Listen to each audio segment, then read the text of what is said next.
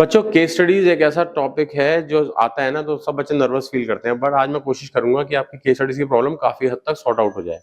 ठीक है, तो हम चैप्टर 1 से शुरू करते हैं केस स्टडीज से। देखो चैप्टर 1 की अगर हम बात करें तो फर्स्ट चैप्टर जो बीएसटी का है उसमें सबसे पहले तो वो क्वेश्चन क्या पूछता है, what are the concepts highlighted, what which concept is highlighted, ऐसा पूछता है। चैप्टर 1 से आपके पास दो कॉन्सेप्ट निकल के आएंगे, एक निकल के आएगा कोऑर्डिनेशन, एक कोऑर्डिनेशन निकल के आएगा, एक आएगा खुद मैनेजमेंट। ठीक है, ये टॉपिक्स आपके निकल के आएंगे। यहां पे आस्पेक्ट निकल के आएंगे, आस्पेक्ट फिर निकल के आएंगे, aspect of management. Aspect of management आपको आइडेंटिफाई करना है, एफिशिएंसी और इफेक्टिवनेस। ध्यान रखेंगे वो पूछ क्या रहा है। अगर क्वेश्चन में पूछ रहा है एस्पेक्ट्स ऑफ मैनेजमेंट तो एफिशिएंसी इफेक्टिवनेस में से आपको आइडेंटिफाई करना है। ठीक है, तो कुछ इस तरीके से। और देखो सिंपल सी बात है, ये भी आ सकता है आने को कि इंपॉर्टेंस कौन सी हाईलाइटेड है, ये भी आ सकता है।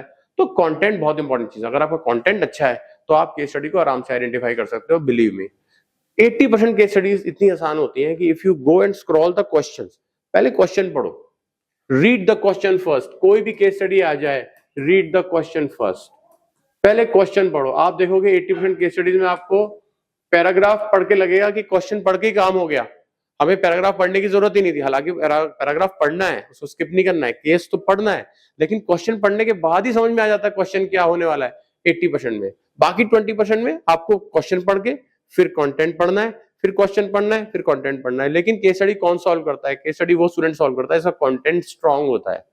सिर्फ हेडिंग याद करने से कभी केस स्टडी सॉल्व नहीं होगी। कंटेंट, उसके अंदर कीवर्ड्स क्या है, make a list of at least 20 keywords, at least कह रहा हूं 20 keywords from each subject you study. आप जो भी रीड कर रहे हो एक चैप्टर, उसके अंदर से कम 20 keywords निकालो, 20 keywords। ठीक है ना, जैसे यही कीवर्ड्स हैं, एफिशिएंसी, इफेक्टिवनेस, ये भी कीवर्ड्स हैं। अगर हम कहते हैं, मान लो एक इंपॉर्टेंस ऑफ मैनेजमेंट हम लेते हैं, हम कहते हैं management helps in creating dynamic organisation, तो वहां पे यही है ना कि कोई चेंज आता है और चेंज जब आता है तो एम्प्लॉइज उसको रेजिस्ट करते हैं, तो मैनेजमेंट का क्या रोल है? उस रेजिस्टेंस को काम डाउन करना, और यही तो मैनेजमेंट है। तो वो कीवर्ड उसी तरीके से आएंगे, Kameng down the resistance, and यही तो मैनेजमेंट है। चेंज आया, रेजिस्टेंस आया, उस रेजिस्टेंस को हमने काम डाउन करा, चेंज एक्सेप्ट हो गया, ऑर्गेनाइजेशन डायनेमिक बन गई, इंपॉर्टेंस ऑफ मैनेजमेंट हाईलाइट हो गई। कम इनपुट ज्यादा आउटपुट, बेटर मैनेजमेंट, एफिशिएंसी हो गया। कीवर्ड्स वही साथ साथ लिख लो। ठीक है, तो ये चैप्टर 1 में से था। चैप्टर 2 के अंदर अगर हम देखें, जहां प्रिंसिपल्स ऑफ मैनेजमेंट दे रखे हैं हमको, एक तो फेयोल के हैं और एक टेलर के हैं। टेलर के साइंटिफिक प्रिंसिपल्स कहलाते हैं। ठीक है, तो टेलर के जब हम प्रिंसिपल्स कैसे हम ध्यान देंगे, टेलर के और फेयोल के टेक्निक्स आ जाएंगी। यहां पर टेलर में टेक्निक्स आ जाएंगी, फेयोल के अंदर एडमिनिस्ट्रेटिव प्रिंसिपल्स हैं। ओके, कुछ कीवर्ड्स ध्यान रखेंगे जो उस पर्टिकुलर प्रिंसिपल के अंदर आएंगे। Division of work leads to efficiency and effectiveness, efficiency effectiveness increase हो रही है, काम डिवाइड हो रहा है, division of work. Authority and responsibility में बैलेंस की बात कर रहा है।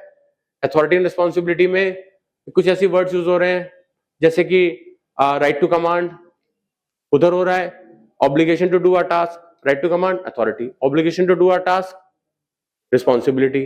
बैलेंस की बात हो रही है। कोई एनसीईआरटी के अंदर केस स्टडी दे रखी है, वो एज इट इज आ गई। ठीक है ना, कभी कभी वो भी आ सकती है। कंटेंट अगर आप मास्टर करोगे होगा। डिसिप्लिन की बात हो रही है, एग्रीमेंट, कॉन्ट्रैक्ट, कोई प्रॉमिस है क्या, कोई प्रॉमिस की है मैनेजमेंट ने जो फुलफिल हो रही है, वहां आप देखोगे डिसिप्लिन है। काम को लोग शेयर कर रहे हैं, 10 लोग एब्सेंट हो गए, बाकी लोगों ने काम कर दिया, स्पिरिट डिक ऑप्स है। देख रहे हो ना, कीवर्ड्स, उसके अंदर से कीवर्ड्स निकालो। कोई पुरानी केस स्टडी में से देखो क्या आपने सीखा, एक केस स्टडी करी, उसके अंदर आपने क्या चीज सीखी, उसको लिख लिया। यहां पर ये सेंट्रल आइडिया निकल के आ रहा है, वही अप्लाई वापस से होगा। ठीक है ना, अगर यूनिटी ऑफ डायरेक्शन की बात हो रही है तो कोई डिपार्टमेंट बन रहा है, कोऑर्डिनेशन की बात हो रही है, unity of direction, group unity की बात हो रही है, कॉमन डायरेक्शन की बात हो रही है, यूनिटी ऑफ कमांड की बात हो रही है, तो एक बॉस की तरफ आपका वो है, आप एक बॉस को रिपोर्ट कर रहे हो, जिसकी वजह से आप बहुत सारी प्रॉब्लम से बच रहे हो। डुअल सबऑर्डिनेशन वर्ड आ गया, यूनिटी ऑफ कमांड हो गया।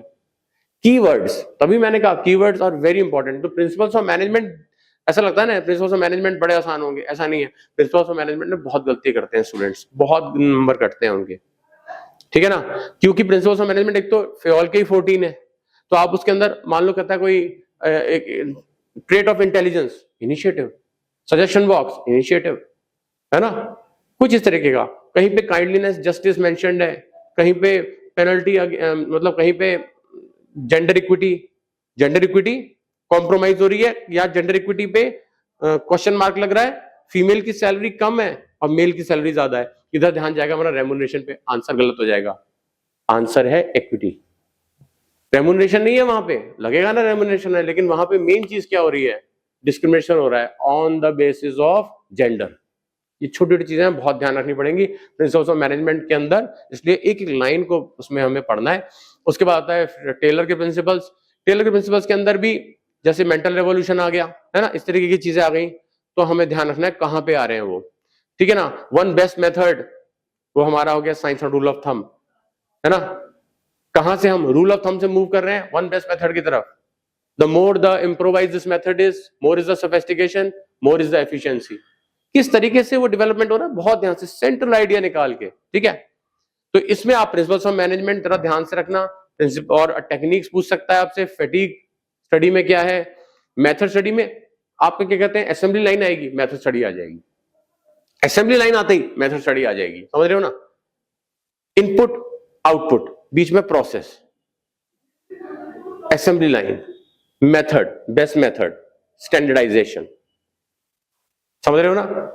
ये कुछ चीजें बहुत ध्यान से आपको कीवर्ड्स निकाल के उसका केस स्टडी बनती है, और फिर आपको यहां पे ध्यान रखना है, ये आपका जो चैप्टर है आपको प्रिंसिपल्स ऑफ मैनेजमेंट पे बहुत ध्यान रखना है, वहां पे क्वेश्चन बनेंगे। फिर आते हैं चैप्टर नंबर 3 में। चैप्टर नंबर 3 में चैलेंज सबसे बड़ा कहां पे आता है, डायमेंशंस ऑफ मैनेजमेंट में। डायमेंशंस कौन से हैं हमारे, पॉलिटिकल, इकोनॉमिक, सोशल, टेक्नोलॉजिकल और लीगल। ये जो हमारे डायमेंशंस है ना, इनको आइडेंटिफाई करना है। लीगल में क्या है, कमीशंस की रिपोर्ट्स है, कोर्ट्स के कोई वो है जिसको बोलते हैं ना रूलिंग्स हैं, या कोई एक्ट पास हुआ है, गवर्नमेंट का कोई ऑर्डर है, वो सब लीगल के अंदर आ जाएगा। लेकिन अगर वहीं पे एटीट्यूड ऑफ ब्यूरोक्रेसी की बात आ रही है, वहीं पे अगर ये बात आ रही है कि गवर्नमेंट ने पॉजिटिव एंड नेगेटिव एटीट्यूड दिखाया है टुवर्ड्स द बिजनेस, तो वहां पे पॉलिटिकल हो जाएगा। किसी तरीके के प्रोटेस्ट होंगे, रिएक्शंस होंगे, इसमें आ जाएगा पॉलिटिकल में। वॉर्स, प्रोटेस्ट, राइट्स सब इसके अंदर आ जाएंगे।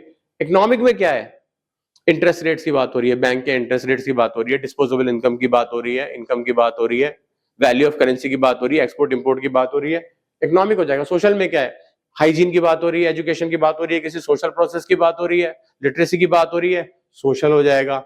सोशल प्रोसेस स्लो होता है, लीगल ओवरनाइट हो सकता है, एक्ट पास हुआ हो गया। पॉलिटिकल में भी कुछ डेवलपमेंट फास्ट हो सकते हैं, बट सोशल हमेशा स्लो होगा। Hygienic development, literacy, education, equal rights to women, धीरे धीरे सोसाइटी के अंदर चेंज आ रहा है, राइट। अब टेक्नोलॉजिकल के अंदर क्या है, टेक्नोलॉजी के अंदर बड़ा सबसे आसान सा टेक्नोलॉजिकल एनवायरनमेंट ही होता है, नोट करना। ऑब्सोलीट हुई एक टेक्नोलॉजी, पुरानी हुई, दूसरे ने रिप्लेस कर दिया, ये इस तरीके से चलता है। चैप्टर नंबर 4 के अंदर मैं बात करूंगा प्लानिंग की। तो planning as such an easy chapter, but types of plan हमेशा चैलेंज देता है। टाइप्स ऑफ प्लान्स है हमेशा चैलेंज देगा आपको। अगर ऐसा कुछ हो रहा है, desired future position, and points, objectives की बात हो रही है, ऑब्जेक्टिव फ्यूचर है हमारा, एंड पॉइंट्स है, फ्यूचर स्टेट ऑफ अफेयर्स की बात हो रही है, एक पर्टिकुलर फिगर दिखाई दे रहा है, हमें अपनी सेल्स 50% इंक्रीज करनी है, ऑब्जेक्टिव की बात हो रही है। स्ट्रेटजी क्या है, स्ट्रेटजी में हम डिटेल्ड प्लान ऑफ एक्शन की बात कर रहे हैं। हम स्ट्रेटजी के अंदर कॉम्प्रिहेंसिव प्लान ऐसा वर्ड आ रहा है, ब्रॉड कॉन्टूर्स, एक एक वर्ड पकड़ना है हमको टाइप्स ऑफ प्लान के अंदर, वहां से हमारा क्वेश्चन बनता है, ठीक है ना। कोई प्रोडक्ट कोई लॉन्च कर रही है कंपनी, तो वहां पे स्ट्रेटजी आएगी। कोई सामने से प्रोडक्ट आया उसको काउंटर करना है, तो स्ट्रेटजी आएगी। पॉलिसी क्या है, पॉलिसी एक ब्रॉड एक वो है हमारे पास, जैसे ब्रॉड एक सेंस में हमें बताया जा रहा है, जो कि फ्लेक्सिबल भी है और मैनेजरल डिस्क्रिशन के अंदर भी आता है, वो पॉलिसी होती है ना। It is basically a statement, general statement. Keyword क्या है, जनरल स्टेटमेंट। प्रोसीजर क्या है, प्रोसीजर एक स्टेप बाय स्टेप मेथड है। कई सारे मेथड्स मिलकर प्रोसीजर बनाते हैं, मेथड फ्लेक्सिबल है लेकिन प्रोसीजर रिजिड है। कीवर्ड्स, प्रोसीजर आइडेंटिफाई कैसे होगा, 1 2 3 4 एक क्रोनोलॉजिकल सीक्वेंस है, this is what process is, this is what procedure is, ठीक है। मेथड क्या होगा, कहीं पर ट्रेनिंग मॉड्यूल आ जाएगा, ट्रेनिंग मेथड है, आपको दिखाया गया top management, middle level management और लोअर लेवल मैनेजमेंट खास तरीके के ट्रेनिंग मॉड्यूल्स अपना रहे हैं, ट्रेनिंग मेथड्स हैं, वहां पे कौन सा हो गया, वहां मेथड हो गया। रूल क्या है, no flexibility, no flexibility, no managerial discretion, policy की तरह नहीं चलता है रूल, रूल रिजिड होते हैं, सिंपलेस्ट टाइप्स ऑफ प्लान्स होते हैं, डूज एंड डोंट्स क्लियर होते हैं, है ना।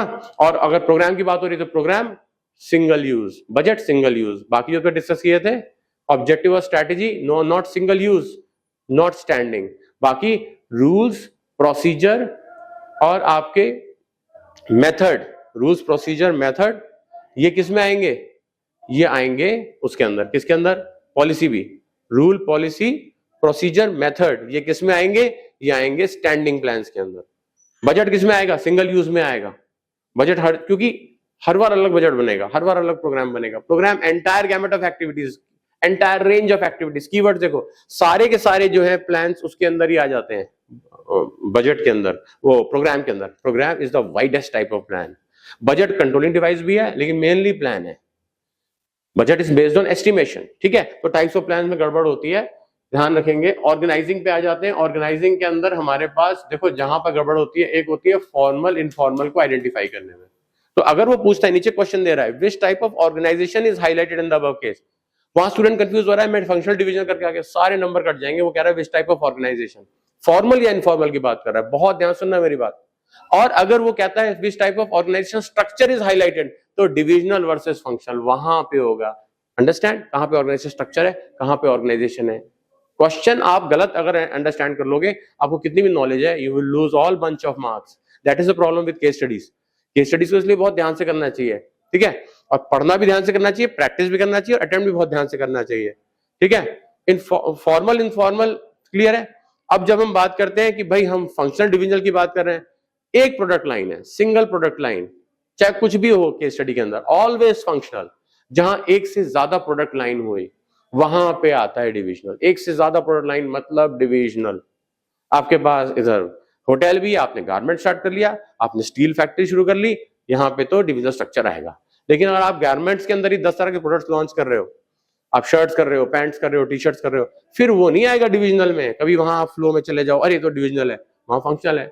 ये तो देखो ना प्रोडक्ट लाइन क्या है, उसका रॉ मटेरियल का सोर्स ऑलमोस्ट सेम है, उसकी मार्केटिंग ऑलमोस्ट सेम है, उसकी मैन्युफैक्चरिंग एक जगह हो रही है, तो डिविजनल कैसे हो सकता है, फंक्शनली तो होगा। लेकिन हाईली डाइवर्सिफाइड अगर हम कोई कंपनी देख रहे हैं तो वहां तो हर हाल में डिविजनल होगा। FMCG company, fast moving consumer good companies, है ना, लाइक हिंदुस्तान लीवर हो गई, गोदरेज हो गई। यहाँ पर क्या है, ये बेसिकली एफएमसीजी कंपनी जो है यहाँ पर आपको देखने को मिलेगा। प्रॉक्टर एंड गैम्बल हो गई, यहाँ पे आपको हर हाल में डिविजनल स्ट्रक्चर देखने को मिलेगा, कोई ऑप्शन ही नहीं है किसी और का डिविजनल स्ट्रक्चर के अलावा। और डिसेंट्रलाइजेशन और डेलीगेशन, डिसेंट्रलाइजेशन और डेलीगेशन, यहां पर क्या है, अथॉरिटी का ट्रांसफर। डेलीगेशन में ट्रांसफर ऑफ अथॉरिटी है फ्रॉम सुपीरियर टू सबऑर्डिनेट। देख रहे हो ना, आएगा पूछने को कॉन्सेप्ट ही। इस चैप्टर में कॉन्सेप्ट कौन कौन से हैं, कॉन्सेप्ट है डेलीगेशन, डिसेंट्रलाइजेशन, देख रहे हो ना। और स्ट्रक्चर कौन से हैं, divisional structure, functional structure. Organisation कौन सी है, फॉर्मल इनफॉर्मल। क्वेश्चन को समझ के करते हैं। कॉन्सेप्ट कौन सा है, कॉन्सेप्ट के अंदर ऑर्गेनाइजिंग आ गया, डिसेंट्रलाइजेशन भी आ गया, डेलीगेशन भी आ गया, ऑर्गेनाइजिंग भी आ गया। ऑर्गेनाइजिंग खुद अपने आप में जितने भी फंक्शंस हैं, managerial functions, planning, organising, staffing, directing, controlling, सब के सब जिन जिन के प्रोसेस गिवन है उसमें प्रोसेस करके पूछता है विच प्रोसेस इज हाईलाइटेड, ऐसा भी कर सकता है। और कॉन्सेप्ट करके पूछेगा तो ये सारे के सारे कॉन्सेप्ट जो है हमारे मैनेजरियल फंक्शंस, कॉन्सेप्ट भी अपने आप में। और इनके अंदर जो चैप्टर्स में सब टॉपिक्स हैं जैसे कि डेलीगेशन, डिसेंट्रलाइजेशन, वो भी हमारे कॉन्सेप्ट्स हैं। जब transfer of decision making authority हो रही है towards the downward most level, decision making authority, लेकिन सिर्फ जब अथॉरिटी हो रही है तो डेलीगेशन है। लेकिन जब transfer of decision making authority हो रही है और वो भी नीचे के लेवल तक, देन डिसेंट्रलाइजेशन। अगर वर्ड आ रहा है सिलेक्टिव डिस्पर्सल ऑफ अथॉरिटी, हम कहेंगे सिलेक्टिव डिस्पर्सल ऑफ अथॉरिटी, अरे तो डेलीगेशन होगा, नहीं, जरूरी नहीं है। पहले देखो केस स्टडी क्या बोल रही है, सिलेक्टिव डिस्पर्सल ऑफ अथॉरिटी तो होगा ही ना। डिसेंट्रलाइजेशन का मतलब थोड़ी कि जो चाहे तुम करो, जितना 100% डिस्काउंट दो, ऐसा थोड़ी होता है। एक लिमिट तो सेट करी जाती है, that's why selective dispersal of authority बहुत ध्यान से केस स्टडीज करी जाती है, राइट। चैप्टर नंबर 6 के अंदर आते हैं। देखो याद रखो, दो तो प्रोसेस ही है, एक तो स्टाफिंग याद कर लो, एक सिलेक्शन प्रोसेस याद कर लो। तो दो तो प्रोसेस मेरे ये हो गए। बहुत ध्यान से इसमें देखना है कि स्टाफिंग पूछ रहा है कि सिलेक्शन पूछ रहा है। ठीक है ना। सोर्सेज ऑफ रिक्रूटमेंट पूछेगा कि भाई सोर्सेज ऑफ रिक्रूटमेंट इंटरनल है कि एक्सटर्नल है। एक्सटर्नल में लिस्ट लंबी है तो उसको प्रॉपरली कर लेंगे, ठीक है ना। कहीं पे कह रहा है चीप, तो चीपनेस में कौन कौन से आ जाएंगे, डायरेक्ट रिक्रूटमेंट आ गया, कैंपस रिक्रूटमेंट आ गया, समझ रहे हो ना, ये सब आपके चीप में आ गए। और लेबर की बात हो रही है कि लेबर को एम्प्लॉय करा जा रहा है, तो वहां पे कॉन्ट्रैक्ट जो होता है ना, लेबर कॉन्ट्रैक्टर, वो वहां पे आ गया, ठीक है ना।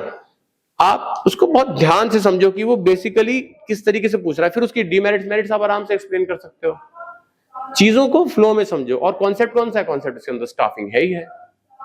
और फिर प्रोसेस हमारे पास दो ही है, सिलेक्शन प्रोसेस हो और रिक्रूट। इसके एक चीज है जो आ गई तो बहुत बच्चे नहीं बता पाएंगे, aspects of staffing. Aspects of staffing अगर देखो ध्यान से, ये बहुत सारे बच्चे मिस कर जाएंगे। ये है रिक्रूटमेंट, दिया एनसीईआरटी में ही है लेकिन हम देखते नहीं है ध्यान से। सिलेक्शन ट्रेनिंग, एक डायग्राम दे रखा है उसके अंदर, है ना। रिक्रूटमेंट, सिलेक्शन, ट्रेनिंग, क्या बन गया, रेस्ट। लो याद हो गया अभी, है ना। तो ये हमारे एस्पेक्ट्स ऑफ स्टाफिंग हो गए। उसके बाद डायरेक्टिंग पे आ जाओ। डायरेक्टिंग में सबसे मुश्किल पोर्शन है बैरियर्स। वहां तो क्या है, आपके पास बैरियर्स क्या क्या बन रहे हैं उनको आइडेंटिफाई करना चैलेंज है, लेकिन उससे पहले देख लेते हैं कौन कौन से एलिमेंट्स। अगर मान लो क्वेश्चन आता है which element of function of management is highlighted, answer तो पहली बात अपने आप ही हो गया, डायरेक्टिंग है। देखो स्मार्टनेस भी एक चीज होती है। यहां पे 4 एलिमेंट्स हैं, सुपरविजन, मोटिवेशन,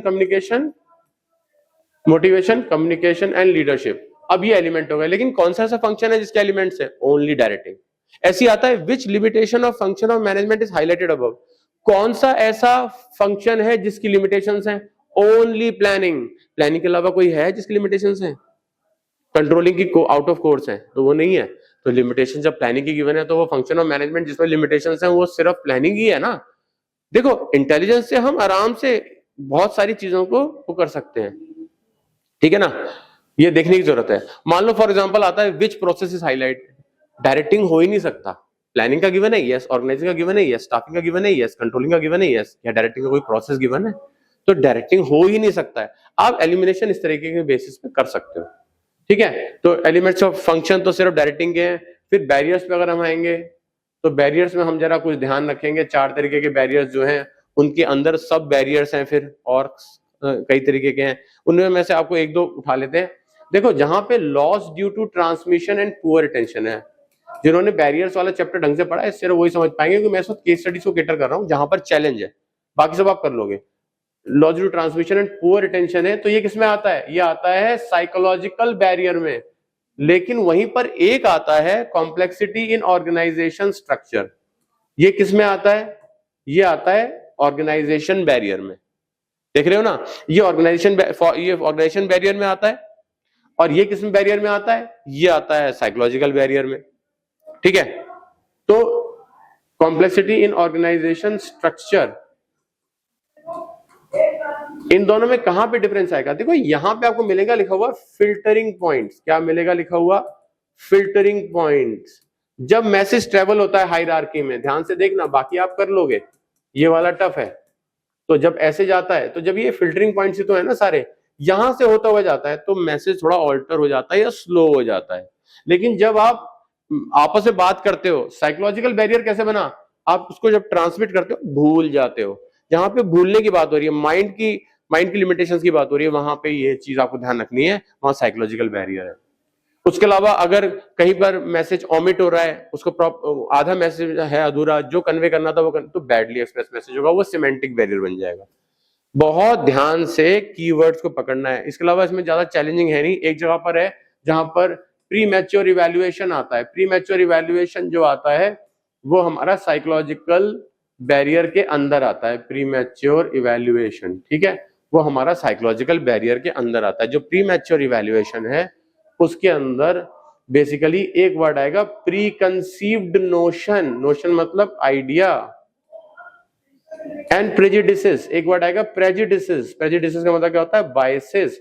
जब हमारे दिमाग में बायसेस होती हैं टुवर्ड्स द कम्युनिकेशन, या फिर हमारे पास प्री कंसीव्ड नोशन होता है, हम पहले से सोचे बैठे होते हैं, and we don't take time in evaluation, we jump the conclusion, we do premature evaluation, psychological barrier हो गया। देख रहे हो ना, यहां पे गलतियां आएंगी, बैरियर्स में और कहीं आपको चैलेंज ज्यादा नहीं मिलेगा, ठीक है। उसके बाद हम एक देखते हैं चैप्टर नंबर 8 कंट्रोलिंग के अंदर। कंट्रोलिंग प्रोसेस आइडेंटिफाई कर लोगे, लेकिन वहां पे जो स्टेप 4 है एनालाइजिंग डेविएशन, क्वेश्चन आता है कौन से वाले स्टेप पर कंट्रोलिंग के अंदर डेविएशन अराइज होता है। बहुत से लोग एनालाइजिंग डेविएशन लेके आएंगे, आंसर है comparing actual performance with set standards, step number 3 ना कि स्टेप नंबर 4। कहां पे डेविएशन अराइज होता है, सुनो मैं क्या कह रहा हूं, डेविएशन कहां पे अराइज होता है। लेकिन वहीं पे अगर वो कहता है कि कौन सी टेक्निक्स ऑफ कंट्रोलिंग इन्वॉल्व है, कौन से मेथड्स ऑफ कंट्रोलिंग, इस तरह का वर्ड आता है, तब वो होगा।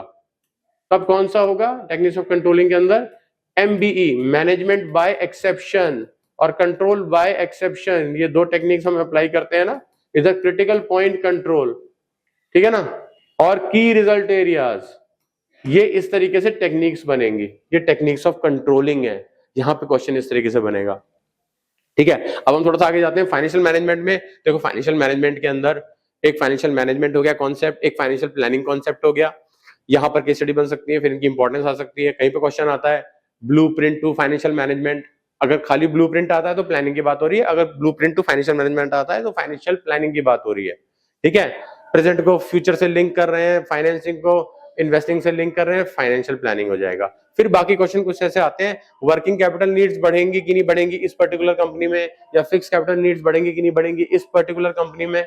तो ये जो है इस तरह के क्वेश्चंस हैं, इसमें को एग्जांपल्स देखने पड़ेंगे।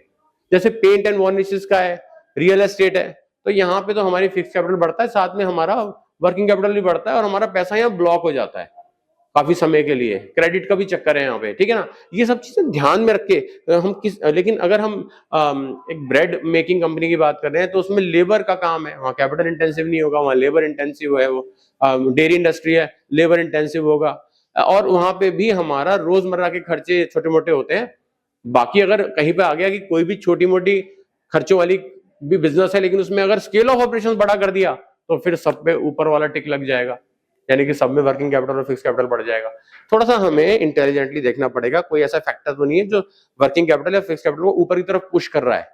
भले वो लेबर इंटेंसिव है तब भी ऊपर की तरफ पुश कर रहा है, भले रॉ मटेरियल इजीली अवेलेबल है तब भी क्रेडिट हमारे पास हमने किसी को नहीं कराया है, एक्सटेंड नहीं करा है, बल्कि अवेल करा है। लेकिन अगर बड़ा स्केल का ऑपरेशन है तो ओवरऑल वर्किंग कैपिटल तब भी बढ़ जाएगी। एक अगर आपका अपर टिक तगड़ा आ गया तो सबको बढ़ा देगा वो, ये याद रखना इसके अंदर, वर्किंग कैपिटल नीड्स और फाइनेंशियल कैपिटल नीड्स के अंदर, ठीक है। फिर चैप्टर नंबर 10 फाइनेंशियल मार्केट पे आते हैं। वहां पे आप ध्यान रखना, जैसे एक आता है financial intermediation which process is highlighted, allocative function जहां पे हाउस होल्ड सेविंग्स जाती हैं बिजनेस के अंदर, है ना, तो वहां पर हम कहते हैं ना फाइनेंशियल इंटरमीडिएशन का प्रोसेस होता है, इस तरीके का ध्यान रखना है। फाइनेंशियल मार्केट के अंदर जैसे ट्रेडिंग प्रोसीजर पूछ लेगा, which process is highlighted, trading procedure on stock exchange, working of demat account, है ना, जो आपका जो वो है क्या कहते हैं, जो डिपॉजिटरी होता है उसकी ड्यूटीज आ सकती हैं। तो बेसिकली क्या है, या ये which type of organisation is highlighted, तो वो कहेगा डिपॉजिटरी लाइक सीडीएसएल, एनएसडीएल, या वो कहता है विच टाइप ऑफ ऑर्गेनाइजेशन, तो सेबी के चांसेस बहुत ज्यादा है। आता है सेबी एज वॉचडॉग, तो क्या लिखोगे, प्रोटेक्टिव फंक्शंस और रेगुलेटरी फंक्शंस। थोड़ा सा इंटेलिजेंटली इसको करेंगे कैटर तो हो जाएगा।